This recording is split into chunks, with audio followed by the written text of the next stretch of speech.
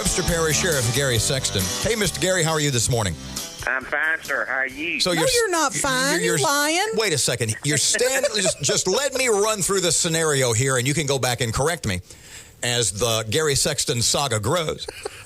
You're standing there. You're minding your own business. And all of a sudden, there's a guy in a truck careening toward you at about 100 miles an hour, and you have goalie-like reflexes because you're a young athletic man, and you just dodged out of the way. What am I missing? Well, I wish all of that was true. Tell us. Now, I made light, sort of, but this was, in reality, a very pretty intense, a dangerous situation. Just tell us the whole story, and especially what you were thinking.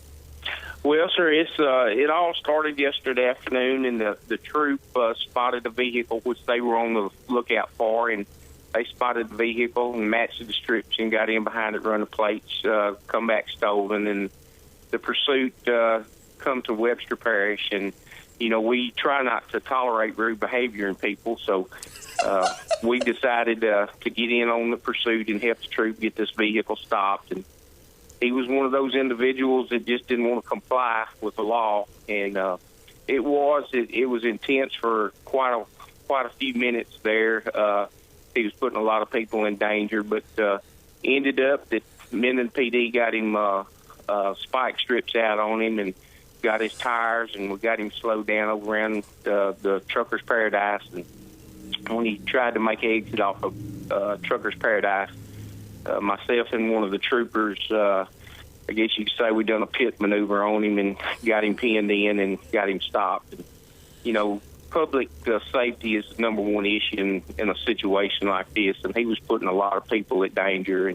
But it all ended up good, except for the little juvenile in the vehicle that sustained some injuries, but not anything that was life-threatening. A little kid was in the car. How old, little boy or girl? What's the details? No, it was a young female that it's been reported that she was a runaway from the Dallas, Texas area from December, I think the 1st, when they reported her missing from out there. But she was in the vehicle with this individual. It's got a rap sheet that's as long as a Webster dictionary. So we don't think that she's an innocent bystander in this, but not really sure about all the details of that right now. The troops working the investigation. So as you and the state police and Minden police have this guy penned in, he decides the way to escape is to run over Sheriff Gary Sexton. What speed was he going? How close did he get to hitting you? And once again, you see this guy coming at you at a high rate of speed. What were you thinking?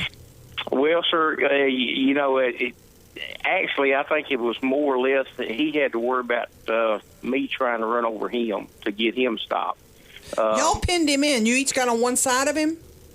No, ma'am. He turned in front of us, headed on 531 South, and basically it put the trooper and myself into a position that we really didn't have much alternative. We were all traveling.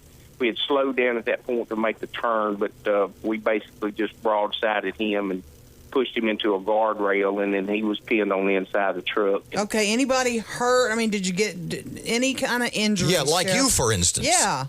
Well, I just went and got checked out. I'm a little stiff this morning. I'm not a spring chicken like I used to be, but I'm back at work, and everything's fine. I'm just concerned about the little juvenile girl. I hope she's okay.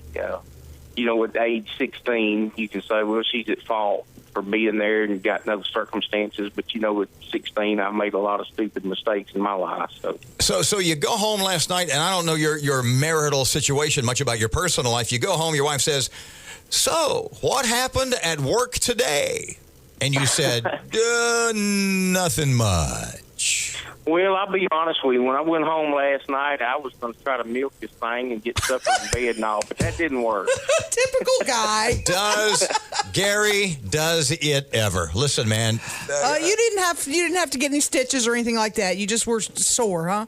Yes, ma'am. Just kind of knocked my back in a little kink, but I'm fine. Well, thanks I'm to definitely you fine. and the Minden Police and the Louisiana State Police. I know we made a little light of it this morning, but, you know, first responders, brave men like you are keeping the rest of us safe, so thank you very much for being there. I appreciate you. Thank you, sir.